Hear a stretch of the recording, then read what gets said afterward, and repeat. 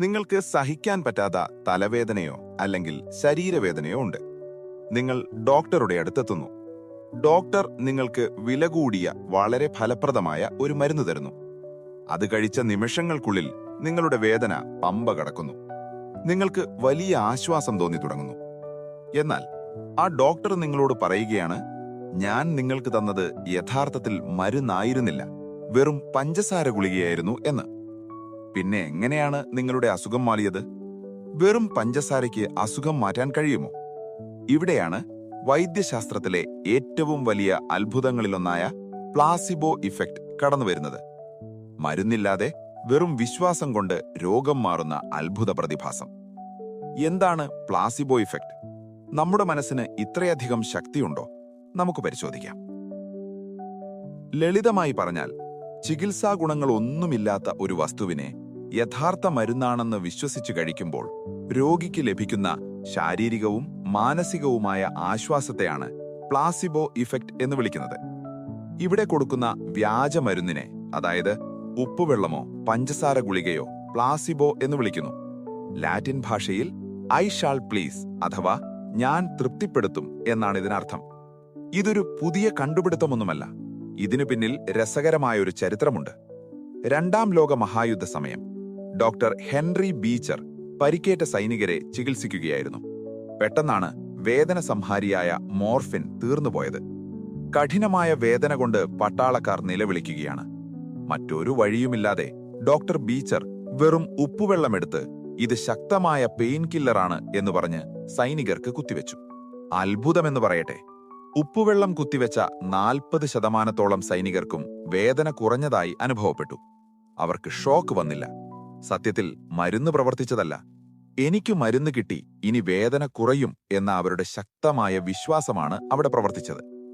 യുദ്ധത്തിന് ശേഷം doctor beater ഇതിനെക്കുറിച്ച് വിശദമായി പഠിക്കുകയും പ്ലാസിബോ ഇഫക്റ്റിനെ ലോകത്തിന് പരിചയപ്പെടുത്തുകയും ചെയ്തു.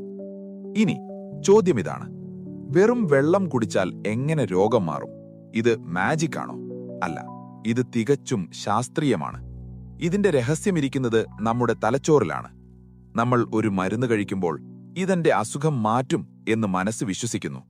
ഈ പ്രതീക്ഷ തലച്ചോറിനെ ഉത്തേജിപ്പിക്കുകയും ചില രാസവസ്തുക്കൾ ഉൽപ്പാദിപ്പിക്കുകയും ചെയ്യുന്നു. എൻഡോർഫിനുകൾ. ഇവ പ്രകൃതിദത്തമായ വേദന സംഹാരികളാണ്. ഡോപ്പമിൻ. ഇത് നമുക്ക് സന്തോഷവും ആശ്വാസവും നൽകുന്നു. അതായത്, പുറമേ നിന്നുള്ള മരുന്നിന് പകരം നമ്മുടെ സ്വന്തം തലച്ചോറ് തന്നെ മരുന്ന് നിർമ്മിച്ച് ശരീരത്തിന് നൽകുന്നു. അതാണ് പ്ലാസിബോയുടെ ഗുട്ടൻസ്. പ്ലാസിബോയ്ക്ക് ഒരു മറുവശമുണ്ട്. അതിനെയാണ് നോസിബോ ഇഫക്റ്റ് എന്ന് വിളിക്കുന്നത്. പോസിറ്റീവായി ചിന്തിച്ചാൽ അസുഖം മാറുമെങ്കിൽ നെഗറ്റീവായി ചിന്തിച്ചാൽ അസുഖം ഉണ്ടാകാനും സാധ്യതയുണ്ട്. ഉദാഹരണത്തിന്, പാർശ്വഫലങ്ങളൊന്നുമില്ലാത്ത ഒരു ഗുളിക കഴിക്കുമ്പോൾ ഇത് കഴിച്ചാൽ എനിക്ക് ഛർദ്ദിക്കാൻ വരുമോ എന്ന് നിങ്ങൾ വല്ലാതെ ഭയന്നാൽ നിങ്ങൾക്ക് ശരിക്കും ഛർദ്ദിക്കാൻ തോന്നിയേക്കാം. മനസ്സിന്റെ ശക്തി ഗുണത്തിനും ദോഷത്തിനും കാരണമാകാം എന്നർത്ഥം. ഇന്നത്തെ കാലത്ത് പുതിയ മരുന്നുകൾ കണ്ടുപിടിക്കുമ്പോൾ പ്ലാസിബോ വളരെ പ്രധാനമാണ്.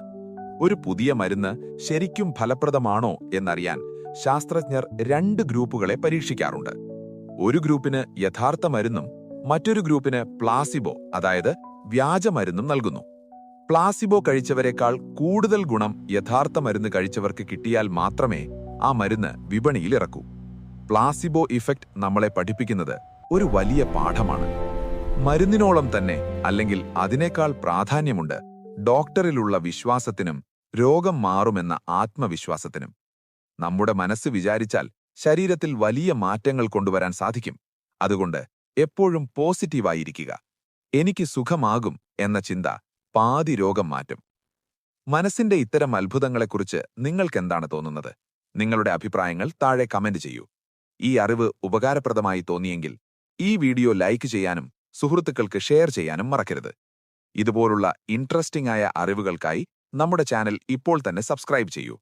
മറ്റൊരു വീഡിയോയുമായി വീണ്ടും കാണാം. നന്ദി.